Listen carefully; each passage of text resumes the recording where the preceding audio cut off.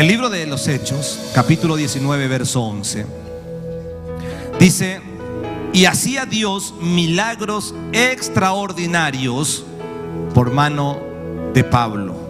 Amén. Este pasaje está hablando del apóstol Pablo y esas tremendas historias en la palabra que nos muestran del poder de Dios para hacer milagros, que nos muestran de un Dios que puede usar cualquier cosa para hacer milagros, que puede usar a cualquier persona que solo se anime a creerle a Él. Y quiero que primeramente podamos comprender porque ¿qué es un milagro? ¿Sabe que un milagro es una intervención divina y sobrenatural de Dios en un tiempo de crisis de una persona, de una comunidad, de un país? Pero es una intervención sobrenatural, algo que no se puede dar humanamente hablando, algo que es imposible. Eso es un milagro, porque los milagros vienen directamente de Dios. Dios es el que usa nuestras vidas para que los milagros ocurran. Es decir, que el canal que Dios quiere usar, o el elemento que Dios quiere usar aquí en la tierra, somos nosotros. Por eso Jesús dijo en un momento, Él dijo: y todo lo que yo hago, ustedes también lo harán. Pero dijo Él: aún cosas mayores, aún cosas mayores. Así que ese poder de hacer milagros está en cada uno de nosotros. Y a veces Satanás es tan astuto que nos comienza a mostrar defectos o debilidades, o comienza a recordarnos cosas que solamente quieren apocar lo que Dios quiere hacer en nosotros. Entonces comienza a intimidarte, comienza a recordarte el pasado, comienza tal vez a refregarte qué tipo de persona eras. Pero quiero que entiendas, porque el apóstol Pablo, si hay alguien que verdaderamente, si fuese por el hombre, era inmerecedor de que Dios haga algo, era el apóstol Pablo. Pablo fue un asesino. Él perseguía a la iglesia primitiva. Él declaró en una de sus cartas: yo estuve presente cuando apedrearon o lapidaron a Esteban. Él estuvo contento, él fue partícipe, él fue alguien que provocaba y promovía la muerte de la iglesia primitiva, de los hombres de la iglesia primitiva. Pero luego este Pablo, usted conoce la historia, se encuentra con el poder de Dios y comienza Pablo a hacer milagros. Es decir, Dios comienza a hacer cosas extraordinarias por mano de alguien que en un tiempo le daba la espalda a Dios, pero cuando se entregó a Dios, se entregó por completo. Es decir, que Dios, ¿qué es lo que quiere usar? Gente que le crea, gente que se entregue, gente que le diga: aquí estoy, gente que quiera ir subiendo de niveles espirituales. Eso es lo que a esa gente Dios quiere usar. Y no necesariamente tienen que ser gente que tenga capacidad, gente que sea inteligente. Y no estoy en contra de la inteligencia, sino que Dios quiere usar gente sencilla que simplemente le crea a Dios y rechace lo que Satanás le está diciendo. Amén. Eso es lo que Dios quiere hacer. Amén. Dios quiere obrar milagros. Y un milagro es eso, es una intervención de Dios, pero de una manera sobrenatural. Y los milagros, quiero dejar bien claro, para que no haya confusiones, porque por ahí hay algunos que se atribuyen el hombre de los milagros. No, Dios es el que hace los milagros. Dios es el que usa al hombre para que por mano de él los milagros ocurran. Nosotros no tenemos nada, absolutamente nada que llevarnos, sino que Dios usará nuestras manos, nuestra vida, para que esa intervención de Él, esa intervención sobrenatural, venga en tiempos de crisis. Amén. Entonces vienen directamente y únicamente de Dios, y los milagros se manifiestan ¿dónde? En la necesidad del ser humano. Por eso Dios quiere hacer milagros. Por eso tenemos que creer en los milagros. Por eso es que aquí oramos por milagros, porque creemos que Dios es el que hace los milagros y creemos que Dios está atento a nuestras necesidades. Y quiero leerte un pasaje en San Juan capítulo 15 verso 7, y dice: si permanecéis en mí y mis palabras permanecen en vosotros, pedid todo lo que queréis y os será hecho. Y el primer elemento, o lo primero que necesitamos entender para que un milagro ocurra, es que yo necesito pegarme a la palabra de Dios. Yo necesito caminar conforme a la palabra de Dios. Yo necesito permanecer en la palabra de Dios. Por eso este pasaje dice: si permanecéis en mí, si permanecéis en mí. Es decir, que yo tengo que caminar conforme a la palabra. Yo tengo que amoldarme a la palabra de Dios si quiero que algo ocurra, si quiero pedir algo y me sea hecho. Y el primer elemento fundamental es la palabra de Dios. Y dice Primera de Juan, escuche, Primera de Juan capítulo 4 verso 13: en esto conocemos que permanecemos en Él y Él en nosotros, en que nos ha dado de su Espíritu. Y nosotros hemos visto y testificamos que el Padre ha enviado al Hijo, el Salvador del mundo. Todo aquel que confiese que Jesús es el Hijo de Dios, Dios permanece en Él y Él en Dios. Cuando confesamos que Él es nuestro Salvador, el Espíritu de Dios viene y quiere permanecer en nosotros, quiere caminar con nosotros, quiere llevarnos y provocarnos, ¿sabe a qué? A que aprendamos la palabra. Porque la palabra, mire, viene a ser como un reglamento. ¿Vio cuando alguien va a jugar un partido de fútbol, de vóley, de lo que sea, de básquet? Hay un reglamento al que hay que ajustarse. Hay un reglamento. Si yo me salgo de ese reglamento, no puedo seguir participando. O me van a expulsar o voy a hacer perder a mi equipo. Pero mientras yo me ajuste a ese reglamento, tengo las posibilidades de ganar, tengo posibilidades de vencer. Y quiero decirte que si me ajusto al reglamento de la vida, que es la palabra de Dios, no es que tengo posibilidades, es que existen sí o sí posibilidades. Sí o sí voy a vencer, sí o sí voy a ganar. Si en un plano natural, si en el plano natural, ajustándome a los reglamentos de esta tierra, uno puede vivir tranquilo, uno puede vivir en paz sin violarlos. Imagínense si nos ajustamos a los reglamentos, a la palabra de Dios. ¿Sabe qué? Milagros poderosos acontecerán en nuestras vidas. Entonces, para que ocurra un milagro, yo necesito atesorar la palabra. La palabra de Dios puede obrar milagros y maravillas, porque la palabra tiene poder. Yo quiero leerles, si podemos poner en pantalla, Mateo capítulo 8, verso 8. Dice: respondió el centurión y dijo: Señor, no soy digno de que entres bajo mi techo, solamente di la palabra y mi criado sanará. Este pasaje de Mateo causó impresión en la vida de Jesús, porque este hombre conocía el reglamento de la autoridad. Este centurión conocía el principio de autoridad, entendía el reglamento de la autoridad. Y Jesús dice que se maravilló porque no había hallado tanta fe en esa región. Cuando entendemos el reglamento, tenemos respaldo. Cuando entendemos el reglamento, podemos ver milagros. Cuando entendemos el reglamento, vamos a ver los cielos abiertos. Y es un elemento fundamental, porque si atesoramos este reglamento, usted va a ir al doctor y el doctor le va a decir: el diagnóstico es irreversible. Pero usted va a decir: no, el reglamento dice esto, porque yo soy seguidor de Cristo.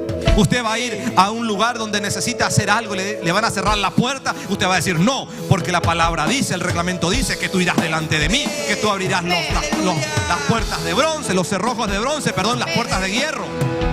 El reglamento dice eso. Entonces tengo que conocer. Mire, la palabra es como una semilla, como una semilla que Dios siembra en nuestro corazón y produce milagros y maravillas.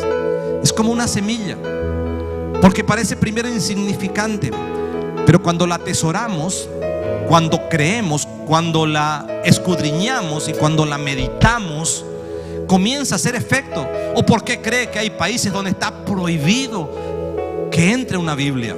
Porque saben que este libro es poderoso. Saben que si hay alguien que comienza a leer, puede hacer cosas tremendas en un lugar. Por eso es que tanto temor le tienen. Hay lugares donde no está permitido. Hay lugares donde ¿sabe qué? Se pelean por una hoja de la palabra porque tienen hambre de Dios. Si queremos ver milagros, hermanos, lo primero que tenemos que entender es que hay un elemento fundamental y es la palabra de Dios. Necesito entender la palabra. Es lo primero. Quiero que vayas a Lucas 17:6 y dice: entonces el Señor dijo: si tuvierais fe como un grano de mostaza, podríais decir a este sicómoro: desarráigate y plántate en el mar, y os obedecería. Amén. Lo segundo es que yo, una vez que conozco el reglamento, que conozco lo que Dios dice, porque este reglamento es lo que Dios dice, necesito activar mi fe en ese reglamento, en esa palabra. Mi fe tiene que estar activada allí. Mi fe tiene que estar puesta allí. Porque cuando esto es algo tremendo, porque es la fe puesta en esa palabra lo que activa un milagro. Y nosotros los latinos tenemos una característica muy particular.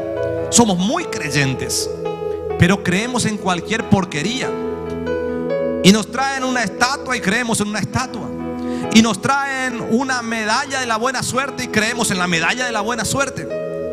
Y nos traen nos traen una estampa y creemos en la estampa.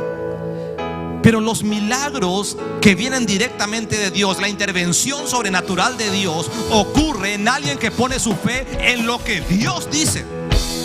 En lo que Dios dice. Necesitamos entender esta verdad. A veces yo escucho gente y a veces me indigna cuando alguien dice: pastor, óreme porque usted no mal que ora y tiene poder. Yo no. Cualquiera puede tener el poder de Dios. Cuando comiences a entender el reglamento, entiendas lo que Dios dice en su palabra, entonces algo se va a activar en tu interior. Si la Biblia dice que tenemos autoridad, vas a comenzar a practicar la autoridad. Si la Biblia dice que la fe es una certeza, es algo que uno tiene que esperar, vas a empezar a practicar y cosas van a ocurrir. Amén. Cosas van a ocurrir. Pero necesitamos. Yo le tengo tanta fe, pastor, a usted. No. Tu fe está equivocada. Tu fe tiene que estar puesta en la palabra. Hay un error que muchas veces cometemos y ponemos nuestra fe en la experiencia. Basamos nuestra fe en la experiencia. No porque en aquel tiempo a mí me pasó lo mismo, no porque yo eso pasé, no porque me ocurrió aquello en el año no sé cuánto, entonces ahora yo entiendo cómo tiene que ser. Y ahí nos frustramos. Nos frustramos. Tal vez te salga bien una, dos o tres, pero luego nos frustramos porque a la fe la direccionamos de la manera incorrecta. La fe tiene que estar direccionada en la palabra, porque es el otro condimento, es lo que provoca, no sé cómo explicarte, pero es lo que le hace falta para que estalle el milagro, para que algo ocurra. Vio que cuando uno prende un petardo, un cohete en Navidad, Año Nuevo, ¿qué es lo que necesita para que se detone eso, para que explote? Fuego. Bueno, la fe actúa de esa manera. La fe es lo que provoca que la palabra haga algo en nosotros, que active la palabra. La fe. Miren, quiero que busque el libro de San Juan capítulo 6 verso 63. Y dice: solo el Espíritu da vida eterna. Los esfuerzos humanos no logran nada. Las palabras que yo les he hablado son espíritu y son vida. Esto es lo que nos da vida. Y la fe activa esto. Yo anoté un ejemplo muy práctico y les voy a leer. Cuando alguien va al cajero con su tarjeta, ¿verdad? Cuando tiene que ir a cobrar, ¿qué es lo que hace a los que son empleados públicos, por ejemplo? ¿Qué es lo que hace el gobierno provincial? Deposita un dinero en tu cuenta, en una cuenta bancaria, para que puedas ir a cobrar. Eso es lo que hace. O sea que es como que recibimos una transferencia de la persona a la cual estamos trabajando, como una transferencia electrónica. Se llama transferencia electrónica de dinero. ¿A dónde? A una cuenta nuestra. Entonces, el dinero está allí, pero se llama dinero electrónico. Y para poder usar eso necesitamos un medio. Y ese medio se llama esa tarjeta que a nosotros nos dan a todos los que tienen una cuenta, una caja de ahorro. ¿Por qué? Porque con ese medio usted puede realizar compras, puede hacer tantas cosas, puede pagar cuentas, puede extraer dinero si necesita. Y quiero que entiendas, porque el medio es el que activa eso que nos envían. Entonces podríamos decir que Dios ha hecho una transferencia de su poder por medio de su palabra. Cada promesa está llena del poder de Dios. Ahora, para hacerlas efectivas y para que ese poder se vuelva una realidad en nosotros, necesitamos un medio. En este caso, si fuese una tarjeta, qué tremendo sería. Tengo una tarjeta de fe. Pero en este caso es la fe, la certeza de lo que se espera, la convicción de lo que no se ve. Es decir, llamar a las cosas que no son como si fuesen. Ese es el medio. Ese es el medio. Y eso es lo que Dios está esperando de nosotros, porque dice que el que se acerca a Él debe acercarse creyendo de que hay algo para él o para ella. Yo no puedo acercarme a Dios diciendo: me vengo nomás a Dios a orar o a pedirte, pero yo no creo nada de lo que vas a hacer. Entonces es imposible. Entonces, conociendo el reglamento, yo sé que Dios dice: si yo me tengo que acercar a Él, no me puedo acercar incrédulo, porque voy a perder el tiempo.